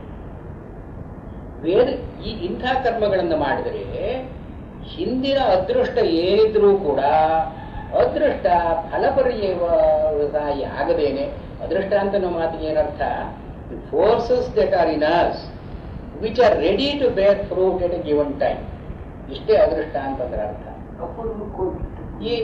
ಒಂದೇ ಪದ, ಕೆಲವರು ಅಪೂರ್ವ ಅಂತ ಹೇಳ್ತಾರೆ, ಕೆಲವರು ಅದೃಷ್ಟ ಅಂತ ಹೇಳ್ತಾರೆ. ಮೀಮಾಂಸಕರು ಎರಡೂ ಪದಗಳನ್ನು ಉಪಯೋಗಿಸ್ತಾರೆ, ಅದೃಷ್ಟ ಅಪೂರ್ವ. ಅಪೂರ್ವ ಅಂತ ಅನ್ನೋ ಮಾತಿನಲ್ಲಿ ಇಲ್ಲಿವರೆಗೆ ಇರದೇ ಇರೋದು ಹೊಸದಾಗಿ ಬಂದು ಸೇರ್ಕೊಳ್ಳೋದು ಅಂತ ಆರಿಜಿನ್, ಅದು ಹೇಳ್ಬೇಕಾದ್ರೆ ಅಪೂರ್ವ ಅಂತ ಹೇಳ್ತಾರೆ. ಅದರ ನೇಚರ್ ಹೇಳ್ಬೇಕಾದ್ರೆ ಅದೃಷ್ಟ, ಅದು ಕಣ್ಣಿಗೆ ಕಾಣಿಸ್ದೇ ಇರೋದು, ಅದರ ಅಭಿವ್ಯಕ್ತಿ ಇರದೇ ಇರೋದು. ದೃಷ್ಟ ಅಂದ್ರೆ ಅಭಿವ್ಯಕ್ತಿ, ಅದೃಷ್ಟ ಅಂದ್ರೆ ಅನಭಿವ್ಯಕ್ತಿ, ಕಣ್ಣಿಗೆ ಕಾಣದೇ ಇರೋದು, ತೋರಿಸ್ಕೊಳ್ಳದೆ ಇರೋದು ಮೇಲೆ. ಹೀಗೆ ಈ ವಾಸನೆಗಳು ಅದು ತೋರಿಸ್ಕೊಳ್ಳದೆ ಇರಬೇಕಾದ್ರೆ, ಫಲಪರ್ಯವಸಾಯ ಆಗದೆ ಇರಬೇಕಾದ್ರೆ, ಈ ನಿತ್ಯ ನೈಮಿತ್ತಿಗೆ ಈ ದುಃಖ ಅಪೋಹ, ಈ ದುಃಖವನ್ನು ಹೋಗಲಾಡಿಸ್ತಕ್ಕಂಥದ್ದು ನಿತ್ಯ ನೈಮಿತ್ತಿಕ ಕರ್ಮಗಳಿಂದಲೇ ಆಗುತ್ತೆ, ಇನ್ನೇನು ಮಾಡಬೇಕಾಗಿಲ್ಲ ಅಂತ ಮೀಮಾಂಸಕರ. ಅಂದ್ರೆ ಏನಾಯಿತು, ಇಲ್ಲಿ ಕರ್ಮಣಾಂ ಅನಾರಂಭಾತ್ ನೈಷ್ಕರ್ಮ್ಯಂ ಪುರುಷ ನ ತಮಸ್ನುದೆ. ಅಂದ್ರೆ ಕೃಷ್ಣ ಇದರಿಂದ ಆಗೋಲ್ಲ ಅಂದ್ರೆ ಮೀಮಾಂಸಕರು ಹೇಳೋ ದಾರಿ ಸರಿಯಾದದ್ದಲ್ಲ. ಅದಕ್ಕೆ ಇಷ್ಟು ಬ್ಯಾಕ್ಗ್ರೌಂಡ್ ಹಿಂದಕ್ಕೆ. ಇಲ್ಲಿ ಅನಾರಂಭ ಅಂತ ನಾವು ಮಾತು ಬಂತಲ್ಲ, ಅನಾರಂಭ ಅಂತ ಅನ್ನೋದು ಮೀಮಾಂಸಕರ ಪದ. ಆರಬ್ಧ ಅನಾರಬ್ಧ ಕರ್ಮ ಅಂತವ್ರು ಹೇಳ್ತಾರೆ. ಈ ಅನಾರಬ್ಧ ಕರ್ಮ ಅಂದ್ರೆ ಕರ್ಮಗಳನ್ನು ನಾವು ಮಾಡದೇ ಇರೋದು, ಅದೃಷ್ಟವನ್ನು ಹೊಸದಾಗಿ ನಾವು ಶೇಖರಿಸಿಕೊಳ್ಳದೆ ಇರೋದು. ಇದು ನಿತ್ಯ ನೈಮಿತ್ತಿಕ ಕರ್ಮಗಳಿಂದ ಇದು ಆರಬ್ಧವಾದದ್ದು. ಭೋಗೇನೈವ ಶಾಮ್ಯತಿ, ಈ ದೇಹ ನಮಗೆ ಬಂದಿದೆ. ಈ ದೇಹ ಎಷ್ಟು ನಿತ್ಯ ನೈಮಿತ್ತಿಕ ಕರ್ಮಗಳನ್ನು ಮಾಡಿದ್ರೂ ಹೋಗಲ್ಲ, ಅದು ಹೋಗ್ಬೋದು ಅಷ್ಟೇ, ಇನ್ನೇನು ಅದು ಹೋಗಲ್ಲ. ಯಾವದ ಆಯು ಎಲ್ಲಿವರೆಗೆ ಆಯುಸ್ಸಿದೆಯೋ ದೇಹ ಅಲ್ಲಿಯವರೆಗೆ ಹೋಗಲೇಬೇಕು. ಈಗ ನನಗೆ ಕರ್ಮ ಬೇಡ ಅಂತ ಹೇಳಿ ಆತ್ಮಹತ್ಯೆ ಮಾಡಿಕೊಂಡ್ರೆ ಕರ್ಮ ಹೋಗೋದ್ರ ಬದಲು ಒಂದು ಪಾಪ ಬರುತ್ತೆ. ಆದ್ರಿಂದ ಇದು ಇವನಿಗೆ ಅದೃಷ್ಟಗಳ ಸಂಚಿತ ನಾಶವಾದರೂ ಕೂಡ ದೇಹಪಾತ ಅಂತನ್ನುವರೆಗೂ ಇವನು ಇರಲೇಬೇಕು. ಅಲ್ಲಿವರೆಗೂ ನಿತ್ಯ ನೈಮಿತ್ತಿಕ ಕರ್ಮಗಳನ್ನು ಮಾಡಲೇಬೇಕು. ಯಾವ ಜೀವಂ ಯೋಗ, ಅದು ಜೀವ ಇರೋವರೆಗೂ ನಿತ್ಯ ನೈಮಿತ್ತಿಕ ಕರ್ಮಗಳನ್ನು ಮಾಡಲೇಬೇಕು. ಅಂದ್ರೆ ಏನು, ನನ್ನ ಜ್ಞಾನ ಬಂತು ಮಾಡೋಲ್ಲ ಅಂತ ಹೇಳೋ ಆಗಿಲ್ಲ. ಯಾಕಂದ್ರೆ ನಿತ್ಯ ನೈಮಿತ್ತಿಕ ಕರ್ಮಗಳಿಂದಲೇ ಮುಕ್ತಿ. ಮುಕ್ತಿ ಅಂತಂದ್ರೆ ಅವರ ಮಾತ್ರ ಸ್ವರ್ಗ. ಆದ್ದರಿಂದ the best and most sensible thing is not to launch on any action. ಕರ್ಮಣಾಂ ಅನಾರಂಭಾತ್ ಮುಕ್ತಿ ಅಂತ ಮೀಮಾಂಸಕರು ಹೇಳ್ತಾರೆ. ಕೃಷ್ಣ ಇದು ದಾರಿ ಅಲ್ಲ. ನ ಕರ್ಮಣಾಂ ಅನಾರಂಭಾತ್ ನೈಷ್ಕರ್ಮ್ಯಂ ಪುರುಷ ಅಶ್ನುತೆ. ಅಂದ್ರೆ ಮೀಮಾಂಸಕ್ಕೆ ಒಂದು ಕಾಂಟ್ರರಿ ವ್ಯೂ.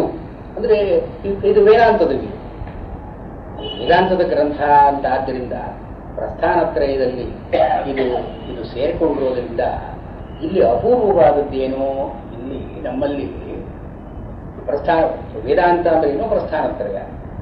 ಈ ಪ್ರಸ್ಥಾನಗಳು ಯಾವುದು ಮೂರು?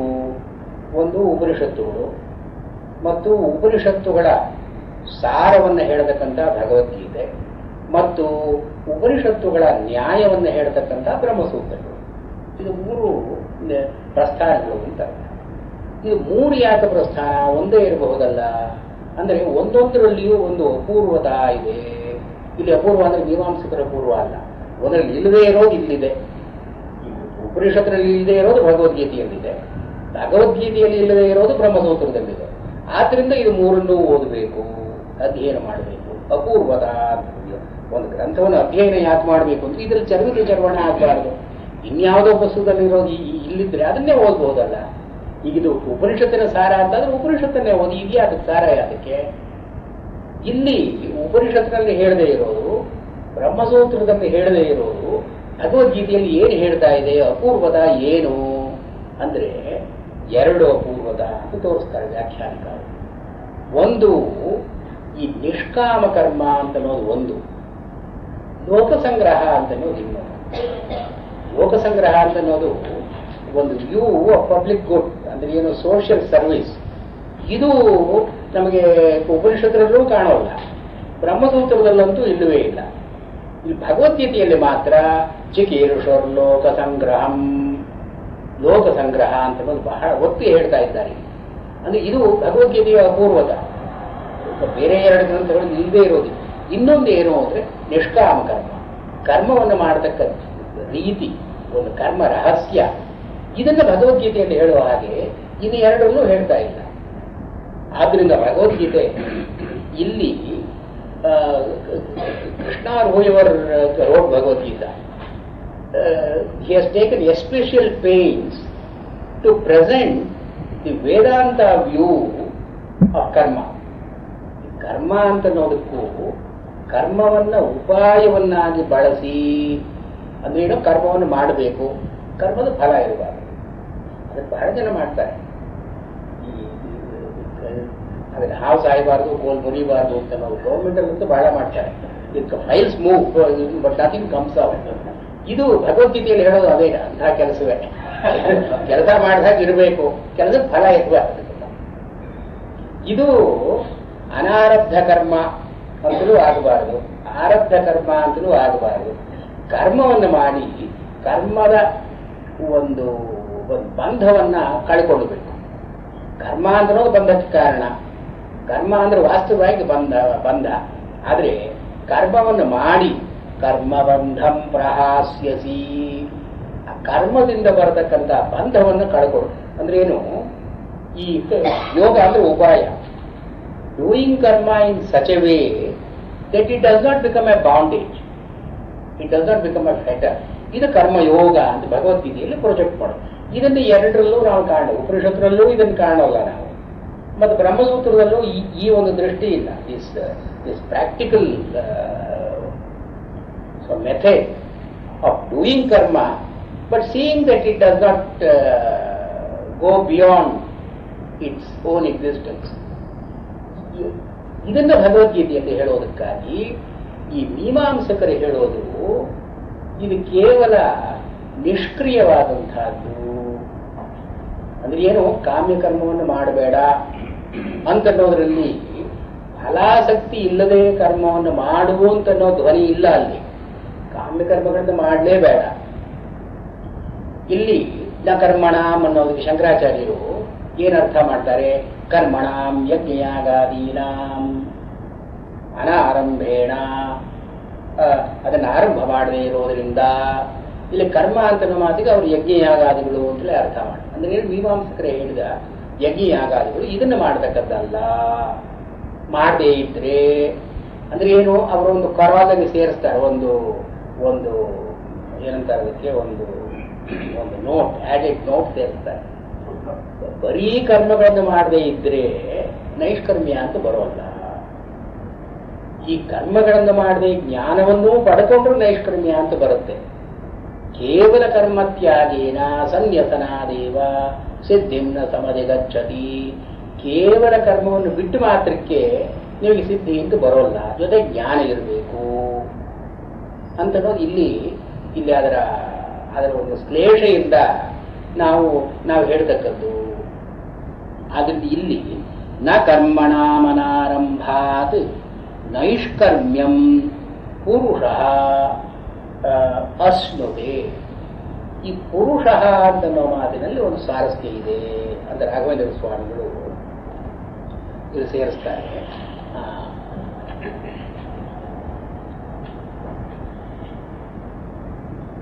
ಇದನ್ನು ಡಿಸ್ಕಸ್ ಮಾಡ್ತಾರೆ. ಇಲ್ಲಿ ಅವರು ಮೀಮಾಂಸಕರ ಪೊಸಿಷನ್ ಏನಿದೆ, ನೈಷ್ಕರ್ಮ್ಯ ಶಬ್ದವಾಚ್ಯತ್ವಂದು ಕಾಮ್ಯಕರ್ಮ ಪ್ರಾಪ್ಯತ್ವ ನಿಮಿತ್ತೇನ ಉಪಪನ್ನಂ ಮಯಾದು ನಿವೃತ್ತ ಕರ್ಮಣ್ಯೇವ ನಿಯೋಗ ಕ್ರಿಯದ ಇತಿ ಭಾವ ಇತ್ಯಾದಿಯಾಗಿ ಮೀಮಾಂಸಕರ ಪೊಸಿಷನ್ ಎಂಫಸೈಸ್ ಮಾಡಿ, ಈ ಶ್ಲೋಕ ಮೀಮಾಂಸಕರು ಹೇಳ್ತಕ್ಕಂಥ ಈ ಕರ್ಮವಾದವನ್ನ ನಿರಾಸ ಮಾಡಿ ಕರ್ಮಯೋಗವನ್ನ ಹೇಳ್ತಕ್ಕಂಥದ್ದು ಇಲ್ಲಿ ವೇದಾಂತದ ದೃಷ್ಟಿ.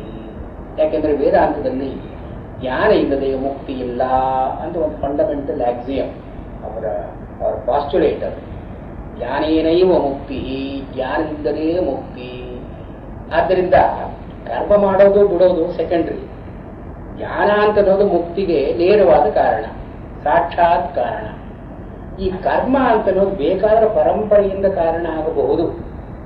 ಈ ಕರ್ಮ ಮಾಡೋದ್ರಿಂದ ಅಂತಃಕರಣ ಶುದ್ಧಿಯಾಗಿ, ಅಂತಃಕರಣ ಶುದ್ಧಿಯಿಂದ ವೈರಾಗ್ಯ ಅಂತ ಬಂದು, ವೈರಾಗ್ಯದಿಂದ ಅಂತಃಪ್ರಾವಣ್ಯ ಅಂತ ಬಂದು, ಅದರಿಂದ ಶ್ರವಣ ಮನನ ನಿಧಿಧ್ಯಾಸನಗಳನ್ನು ಮಾಡಿ ಜ್ಞಾನವನ್ನು ಪಡ್ಕೊಂಡು ಮುಕ್ತಿಯನ್ನು ಪಡೆಯಬಹುದು.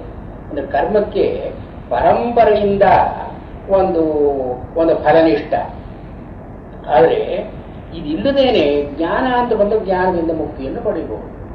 ಜ್ಞಾನವನ್ನು ಪಡ್ಕೊಳ್ಳೋದು ಕರ್ಮ ಸಹಕಾರಿಯಾಗಬಹುದು, ಆಗದೇನೂ ಇರಬಹುದು. ಆದ್ದರಿಂದ ಅದನ್ನು ಸಾಕ್ಷಾತ್ ಕಾರಣ ಅಂತ ಕರೀತಾರೆ, ಇದನ್ನು ಪರಂಪರೆಯ ಕಾರಣ ಅಂತ ಕರೀತಾರೆ. ಹೀಗೆ ಈ ಮೀಮಾಂಸಕರು ಹೇಳೋ ಹಾಗೆ ಈ ಕರ್ಮ ಅಂತನ್ನೋದು ತಾನೇ ಈ ಒಂದು ಅಪವರ್ಗ ಅಂತನ್ನೋ ಫಲವನ್ನು ಕೊಡಲಾರದು ಅಂತನ್ನೋದು ವೇದಾಂತದ ಅದನ್ನು ಕೃಷ್ಣ ಹೇಳೋದಕ್ಕಾಗಿ ನ ಕರ್ಮಣ ಮನಾರಂಭ, ಬರೀ ಕರ್ಮವನ್ನು ನಾನು ಮಾಡೋಲ್ಲ, ಕಾಮ್ಯ ಕರ್ಮವನ್ನು ಮಾಡೋಲ್ಲ. ಅದರಿಂದ ಮಧ್ವಾಚಾರ್ಯರು ಇಲ್ಲಿ ಕರ್ಮಣಾಂ ಅಂದರೆ ಕಾಮ್ಯ ಕರ್ಮಣಾಂ ಅಂತಲೇ ಹೇಳಿದ್ದಾರೆ. ಈ 3 ಜನವು ನ ಕರ್ಮಣಾಂ ಅಂತನ್ನೋ ಮಾತಿಗೆ ಶಂಕರಾಚಾರ್ಯರು ಯಜ್ಞಯಾಗಾದಿಕಂ ಕರ್ಮ, ಯಜ್ಞಯಾಗಾದಿಗಳಿಂದ ನಾನು ಮಾಡ್ತಾ ಇಲ್ಲ, ಅವೆಲ್ಲ ಕಾಮ್ಯ ಕರ್ಮಗಳಾಯಿತು. ನಿತ್ಯ ನೈಮಿತ್ತಿಕ ಕರ್ಮಗಳಿಂದ ನಾನು ಮಾಡ್ತಾ ಇದ್ದೀನಿ, ಇಷ್ಟರಿಂದ ಮುಕ್ತಿ ಅಂತ ಇಲ್ಲ. ಅದು ವೇದಾಂತಿಕ ಪೊಸಿಷನ್ನೇ. ಅವ ಶಂಕರಾಚಾರ್ಯರು ಈ ನ ಕರ್ಮಣಾಂ ಅಂತನ್ನೋ ಮಾತಿಗೆ ಯಜ್ಞಯಾಗಾದೀನಾಂ ಅಂತ ಹೇಳಿದ್ದಾರೆ. ರಾಮಾನುಜಾಚಾರ್ಯರು ವಿಹಿತ ಶಾಸ್ತ್ರೀಯ ಕರ್ಮಣಾಂ, ಯಾವ್ಯಾವ ವರ್ಣದವರಿಗೆ ಏನೇನನ್ನು ವಿಧಿಸಿದ್ದಾರೋ ಶಾಸ್ತ್ರ ಅದನ್ನು ಮಾಡಿಕೊಂಡಿದ್ರೆ ಕ್ಷತ್ರಿಯನಿಗೆ ಯುದ್ಧ, ಬ್ರಾಹ್ಮಣನಿಗೆ ಅಧ್ಯಯನ ಇತ್ಯಾದಿಯಾಗಿ ವರ್ಣಾಶ್ರಮೋಚಿತವಾಗಿ ವಿಹಿತವಾದ ಕರ್ಮಗಳು ಅಂತ ರಾಮಾನುಜಾಚಾರ್ಯರು ಹೇಳ್ತಾ ಇದ್ದಾರೆ. ಇವರು ಮಧ್ವಾಚಾರ್ಯರು ಯುದ್ಧಾದಿ ಕಾಮ್ಯ ಕರ್ಮಣ, ಯುದ್ಧವೇ ಮೊದಲಾದಂತಹ ಕಾಮ್ಯ ಕರ್ಮಗಳು. ಯುದ್ಧ ಅಂದ್ರೆ ಏನೋ ಜಯವನ್ನು ಪಡ್ಕೊಳ್ಬೇಕು ಅಂತ ತಾನೇ ಯುದ್ಧ ಮಾಡೋದು. ವಿಜಿಗೀಷು ಯುದ್ಧ ಆರವತಿ, ನೀವು ಯುದ್ಧವನ್ನು ಮಾಡಬೇಕಾದ್ರೆ ಜಯ ಬೇಕು ಅಂತ ತಾನೇ ಯುದ್ಧ ಮಾಡಬೇಕು, ಸೋಲ್ಬೇಕು ಅಂತ ಯಾರು ಯುದ್ಧ ಮಾಡ್ತಾರೆ? ಅದಕ್ಕೆ ಅದು ಕಾಮ್ಯವೇ ಆಯಿತು. ಆದ್ದರಿಂದ ಮಧ್ವಾಚಾರ್ಯರು ಈ ನಕರ್ಮಣ ಅಂತನ್ನೋದಕ್ಕೆ ಅವರು ಯುದ್ಧ ಅದು ಕಾಮ್ಯ ಕರ್ಮಣ ಅಂತಲೇ ಅರ್ಥ ಮಾಡ್ತಾರೆ. ಹೀಗೆ ಈ ಕರ್ಮಗಳಲ್ಲಿ ಈ ಸ್ಪೆಷಲ್ ರಿಚುವಲಿಸ್ಟಿಕ್ ಆಕ್ಷನ್ನೇ ಆಗಲಿ, ನಿತ್ಯ ನೈಮಿತ್ತಿಕ ಕರ್ಮಗಳೇ ಆಗಲಿ, ಕಾಮ್ಯ ಕರ್ಮಗಳೇ ಆಗಲಿ, ಇದು 3 ಬೇರೆ ಬೇರೆ ರೀತಿಗಳಾಯಿತು. ಅಂದರೆ 3 ಆಚಾರ್ಯರು 3 ವಿಧವಾಗಿ ಕರ್ಮಣಾಮ್ ಅಂತನ್ನುವುದು ನೋಡ್ತಾ ಇದ್ದಾರೆ. ಇಲ್ಲಿ ಮಧ್ವಾಚಾರ್ಯರದ್ದು ಒಂದು ಸ್ವಾರಸ್ಯ ಏನು, ಈ ಕರ್ಮ ಅಂತನ್ನೋ ಮಾತು ಮೀಮಾಂಸಕರಲ್ಲಿ ರಿಚುವಲಿಸ್ಟಿಕ್ ಆಕ್ಷನ್. ಕರ್ಮ ಅಂತ ವೇದ ವಿಹಿತವಾದ ಕರ್ಮಗಳಿಗೆ ಅವರ ಕರ್ಮ ಅಂತ ಕರೆಯೋದು. ಆಲ್ದೋ ಕರ್ಮ by it's self means any action. ನಾವು ಏನು ಮಾಡಿದ್ರು ಕೂಡ ಕರ್ಮವೇ. ಯಾಕೆಂದ್ರೆ ಕ್ರಿಯತೆ ಇದೆ ಕರ್ಮ, ಕರೋತಿ ಇದೆ ಕರ್ಮ, ನಾವು ಏನೇನು ಮಾಡಿದ್ರೂ ಕರ್ಮವೇ. ಆದರೆ ಮೀಮಾಂಸಕರು ಮಾತ್ರ ಇದನ್ನ ವೇದ ವಿಹಿತವಾದ ಅದನ್ನು ಮಾಡಿದ ಮಾತ್ರ ಕರ್ಮ, ಅಂದರೆ ಯಜ್ಞಯಾಗಾದಿಗಳ ಮಾತ್ರ ಕರ್ಮ.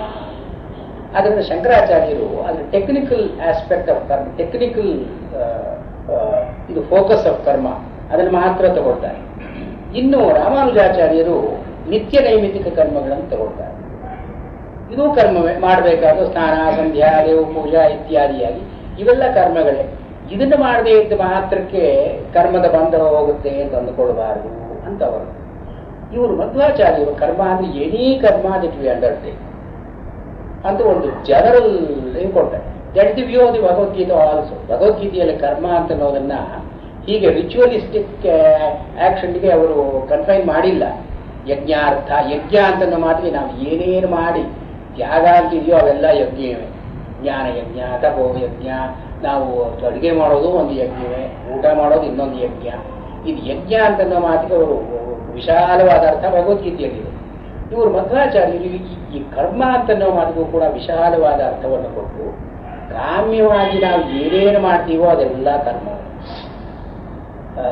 ಗಚ್ಚನ್, ಸ್ವಪನ್, ಶ್ವಸನ್ ಅಂತ ಜಯತೀರ್ಥರು ಅವರ ವ್ಯಾಖ್ಯಾನದಲ್ಲಿ ಮನುಷ್ಯ ಹೋದ ಬರ್ದ ಕೂಡಿ ನಿಂತು ಏನೇನು ಮಾಡ್ತಾರೋ ಅವೆಲ್ಲ ಕರ್ಮ. ಇಂಥ ನಾನು ಕರ್ಮಗಳನ್ನೇ ಮಾಡೋಲ್ಲ ಆಸ್ತೆ ಮುಂದೆ ಬರುತ್ತೆ. ಅದು ಸುಮ್ಮನೆ ಉದಾಸೀನ ಉಪವಿಶನ್, ನಾನು ಯಾವ ಕರ್ಮವನ್ನೂ ಮಾಡೋಲ್ಲ, ಉಭ ಇಲ್ಲ ಶುಭ ಇಲ್ಲ, ಒಳ್ಳೆಯದನ್ನು ಮಾಡೋಲ್ಲ ಕೆಟ್ಟದ್ದನ್ನು ಮಾಡೋಲ್ಲ. ನಾನು ಅಂತಂದ್ರೆ ಅವನಿಗೆ ನೈಷ್ಕರ್ಮ್ಯ ಅಂತ ಬರತಕ್ಕದ್ದಲ್ಲ. ಇಲ್ಲಿ ನೈಷ್ಕರ್ಮ್ಯ ಅಂತನ್ನೋ ಮಾತು ಕೂಡ ಮೀಮಾಂಸಕರಲ್ಲಿ ಇದ್ದದ್ದೇ ವೇದಾಂತಗಳಿಗೆ ಬಂದದ್ದು ನೈಷ್ಕರ್ಮ್ಯ ಅಂತ. ಮೀಮಾಂಸಕರಲ್ಲಿ ನೈಷ್ಕರ್ಮ್ಯ ಅಂದ್ರೆ ಏನು? ಎಲ್ಲಿ ಈ ಕರ್ಮ ಫಲಪರ್ಯವಸಾಯಿ ಆಗೋಲ್ವೋ ಅದು ನೈಷ್ಕರ್ಮ್ಯ. ನಿಷ್ಕರ್ಮ ಕರ್ಮ ಇದೆ, ಆದರೆ ಕರ್ಮದಲ್ಲಿ ಅದೃಷ್ಟ ಅಂತನ್ನೋ ಭಾಗ ಇಲ್ಲ. ಅದೃಷ್ಟ ಇಸ್ ಲಾಸ್ಟ್. ಆ ಕರ್ಮ ಇದೆ, ಕರ್ಮದ ಫಲ ಜೀವಕ್ಕೆ ಅಂಟೋಲ್ಲ.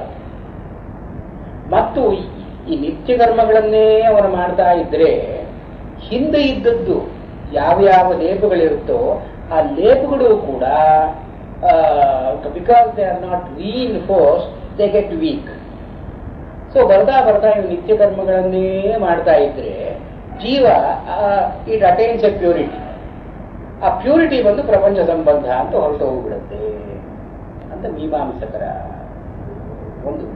ಇದನ್ನು ಅವರು ನೈಷ್ಕರ್ಮ್ಯ ಅಂತ ಕರೀತಾರೆ. ಜೀವನಿಗೆ ಕರ್ಮದ ಲೇಪ ಸಂಪೂರ್ಣವಾಗಿ ಹೊರಟೋಗತಕ್ಕದ್ದು, ಅದು ಜೀವ ಬಿಕಮಿಂಗ್ ಪ್ಯೂರ್.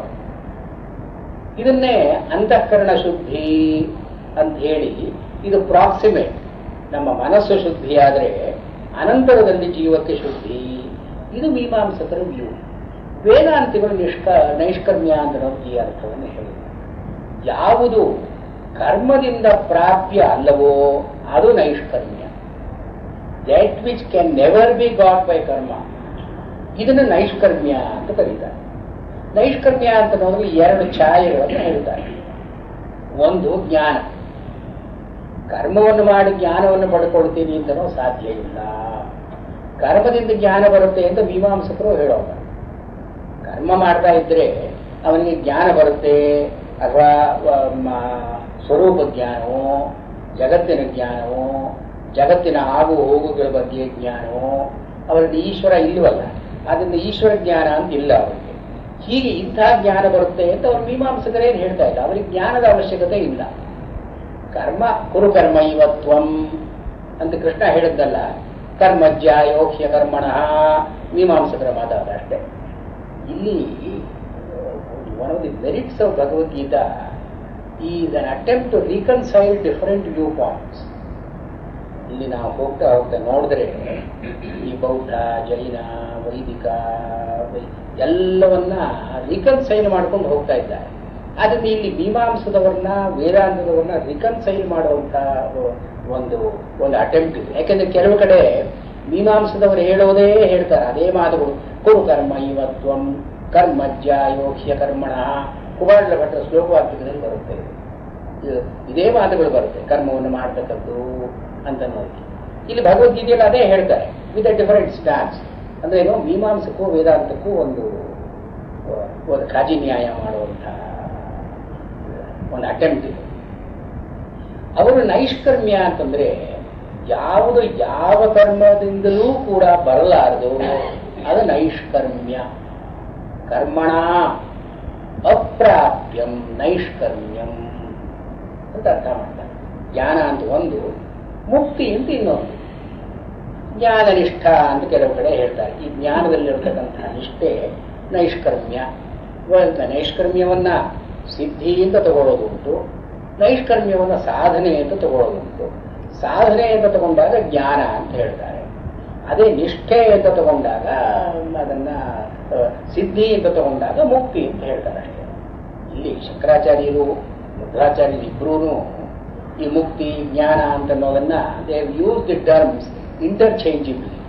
ಕೆಲವು ಕಡೆ ಮುಕ್ತಿಯೇ ಜ್ಞಾನ ಅಂತ ಹೇಳ್ತಾರೆ, ಜ್ಞಾನವೇ ಮುಕ್ತಿ ಅಂತ ಹೇಳ್ತಾರೆ, ಜ್ಞಾನವನ್ನು ಮುಕ್ತಿಗೆ ಸಾಧನ ಅಂತ ಹೇಳ್ತಾರೆ. ಅದನ್ನ ನೈಷ್ಕರ್ಮ್ಯ ಅಂತನ್ನೋ ಮಾತು ಮೀಮಾಂಸಕರಿಗೆ, ಆಸ್ ಅಗೇನ್ಸ್ಟ್ ದಿ ಮೀಮಾಂಸಕ ವ್ಯೂ, ಕರ್ಮದ ಒಂದು ಸಂಬಂಧ ಇಲ್ಲದೇ ಇರತಕ್ಕಂತಹ ಸ್ಥಿತಿ, ಕರ್ಮಶೂನ್ಯತ ಅಂತನ್ನೋ ಮಾತು ಇಲ್ಲಿ ಬರೋದ್ರಿಂದ ಇಲ್ಲಿ ನೈಷ್ಕರ್ಮ್ಯ ಅಂತನ್ನೋದು, ಕರ್ಮವನ್ನು ನಾನು ಮಾಡ್ತಾ ಇಲ್ಲ, ಕರ್ಮದಿಂದ ಫಲ ಬರುತ್ತೆ, ಕರ್ಮವನ್ನು ನಾನು ಆಡೋಲ್ಲ, ಕರ್ಮದಿಂದ ಫಲ ಇಲ್ಲ, ಅದು ನೈಷ್ಕರ್ಮ್ಯ ಅಂತ ಆಗೋಲ್ಲ ಅಂತ ಇವರು ಹೇಳ್ತಾರೆ. ಮೀಮಾಂಸಕರ ಪ್ರಕಾರ ಅದು ನೈಷ್ಕರ್ಮ್ಯವೇ. ಅದನ್ನ ನೈಷ್ಕರ್ಮ್ಯ ಅಂತ ನಾವು ಕರೆಯೋಲ್ಲ.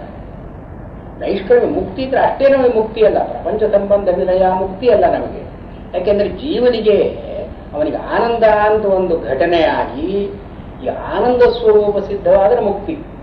ಮುಕ್ತಿ is not a negative state, mukti is a positive state where unhindered unimpeded enjoyment bliss is the character of the soul. ಅಂದ್ರೆ ಏನು? ಸತ್ ಚಿತ್ ಆನಂದ ಇದು ಮೂರೂ ಎಲ್ಲಿ ಕೂಡಿಕೊಂಡು ಬರುತ್ತೋ ಅದರ ಮುಕ್ತಿ ಅಂತ ಹೇಳ್ತಾರೆ. ಅದನ್ನು ಇಲ್ಲಿ ಮೀಮಾಂಸಕರು ಹೇಳೋ ಡಿವೈಸೂ ನಮಗೆ ಬೇಡ. ಮೀಮಾಂಸಕರ ನೈಷ್ಕರ್ಮ್ಯ ಅಂದ್ಕೊಳ್ಳೋ ಅರ್ಥವೂ ನಾವು ಹೇಳೋಲ್ಲ. ನ ಕರ್ಮಣ ಮನಾರಂಭಾತ್ ನೈಷ್ಕರ್ಮ್ಯಂ ಪುರುಷ ಅಶ್ನುತೆ. ಈ ಪುರುಷ ಅಶ್ನುತೆ ಅಂತಿದೆಯಲ್ಲ, ಅಲ್ಲಿ ರಾಘವೇಂದ್ರ ಸ್ವಾಮಿಗಳು ಹೇಳ್ತಾರೆ, ಈ ಪುರುಷ ಅಂತನ್ನೋ ಮಾತಿನಲ್ಲಿ ಪುರುಷ ಶಬ್ದಿದ ದೇಹಯುಕ್ತತ್ವಾತ್ ಕೃತಾನಂತ ಕರ್ಮಣಾಂ ಭವೇತ್ ಪುರಾಣಿ ಶರೀರಾಣಿ ಸರತಿ ಪ್ರಾಪ್ನೋತಿ ಇತಿ ಪುರುಷಃ.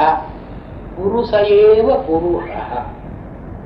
ಇಲ್ಲಿ ಪುರಾಣಿ ಅಂದ್ರೆ ದೇಹಗಳು, ಪುರ ಅಂದ್ರೆ ದೇಹ, ಧಾತುವಿನಿಂದ ಯಾವುದು ತುಂಬಿಕೊಂಡಿರುತ್ತೆಯೋ ಅದು ಪುರ. ಪುರ ಅಂದ್ರೆ ದೇಹ.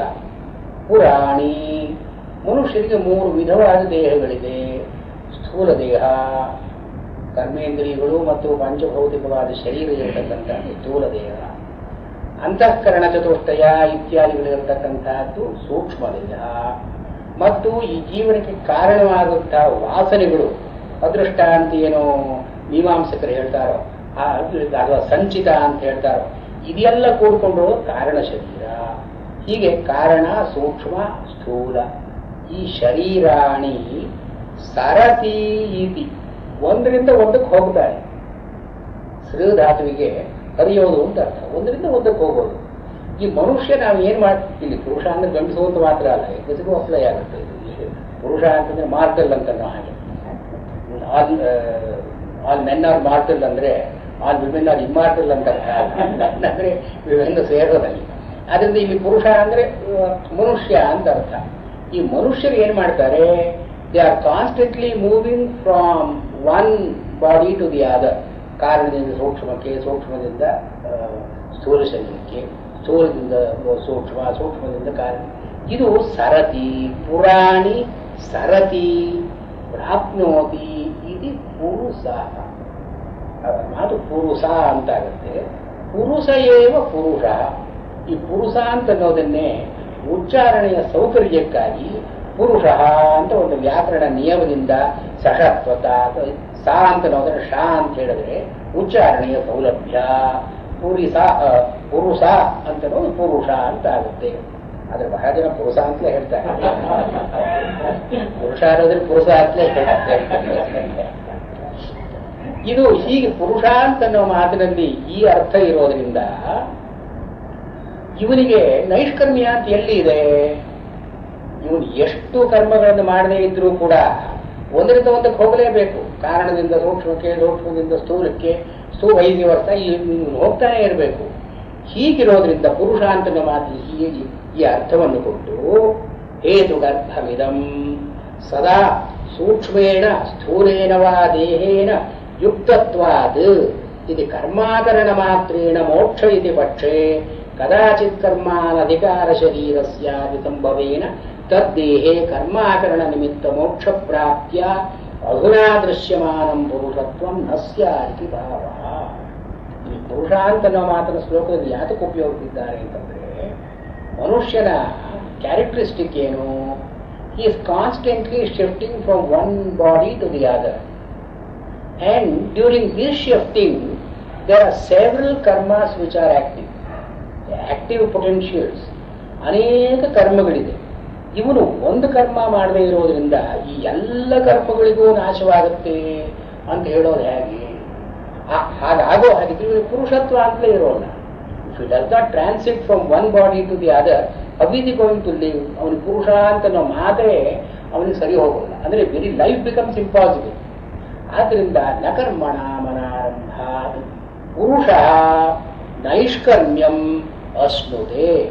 ಇಲ್ಲಿ ಪುರುಷ ಅಂತನ್ನೋ ಮಾತಿಗೂ ಕೂಡ ಒಂದು ಮೀನಿಂಗ್ ಇದೆ, ಒಂದು ವ್ಯಾಲ್ಯೂ ಇದೆ ಅಂತ ರಾಘವೇಂದ್ರ ಸ್ವಾಮಿಗಳು ತೋರಿಸಿ, ನಚ ಸನ್ಯಸನಾದೇವ ಸನ್ಯಾಸನ ಅಂತನೋ ಮಾತಿಗೆ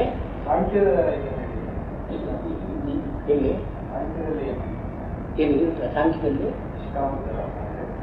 ಈಗ ಸಾಂಖ್ಯದವರಿಗೆ ನೈಷ್ಕರ್ಮ್ಯದ ಕಾನ್ಸೆಪ್ಟ್ ಸಾಂಖ್ಯದಲ್ಲಿದೆ, ನ್ಯಾಯದಲ್ಲೂ ಇದೆ. ಅದನ್ನು ಈಗ ಮುಗಿಸ್ಬಿಟ್ಟು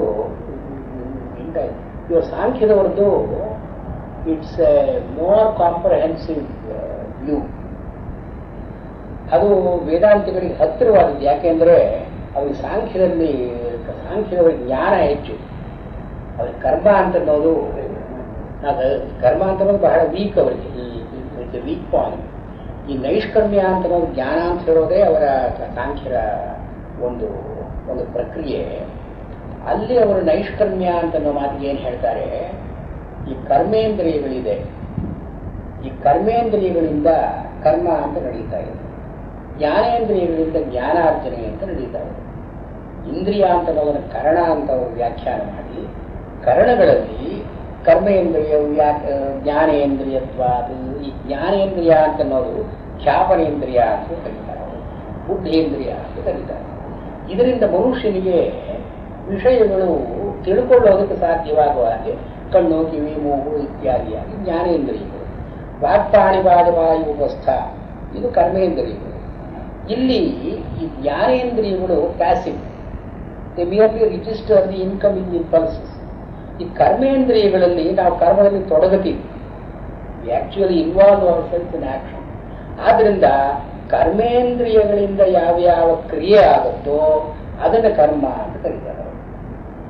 ಅಂದ್ರೆ ಕರ್ಮೇಂದ್ರಿಯ ಅಂತ ಅನ್ನೋದು ಅದೇ ದೃಷ್ಟಿಯಿಂದ ಈ ಕರ್ಮೇಂದ್ರಿಯಗಳಿಂದ ಆಗತಕ್ಕದ್ದು, ಇದರಿಂದ ಕರ್ಮ ಅಂತ ಅನ್ನೋದು ಬರುತ್ತೆ.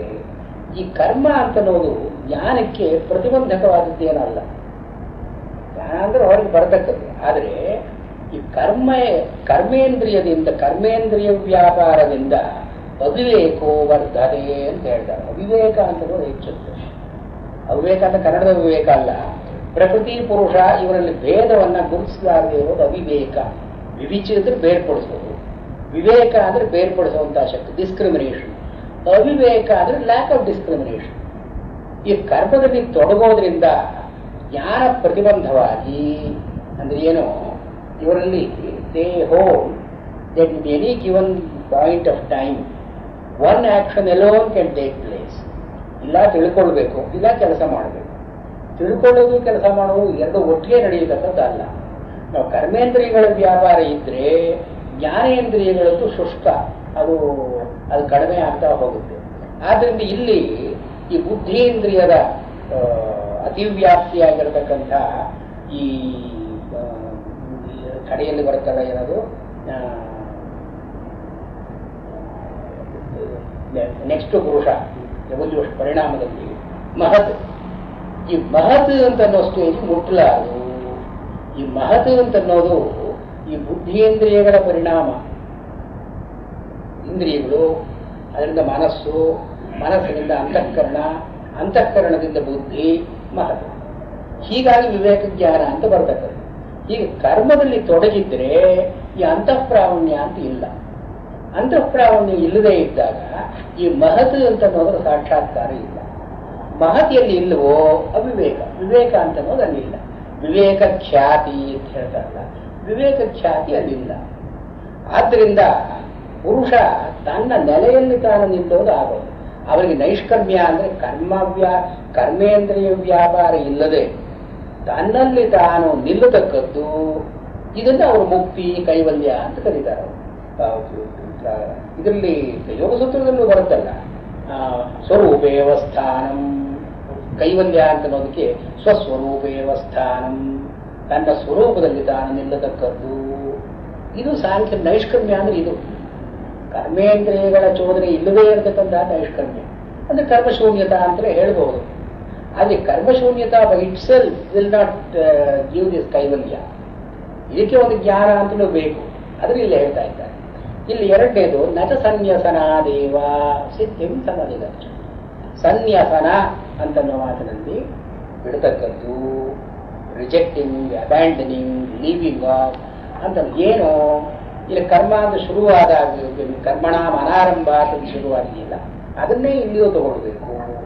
ಕರ್ಮ ಸನ್ಯಾಸದಿಂದ ನ ಸಿದ್ಧಿಂ ಸಮಧಿಗಚ್ಚ.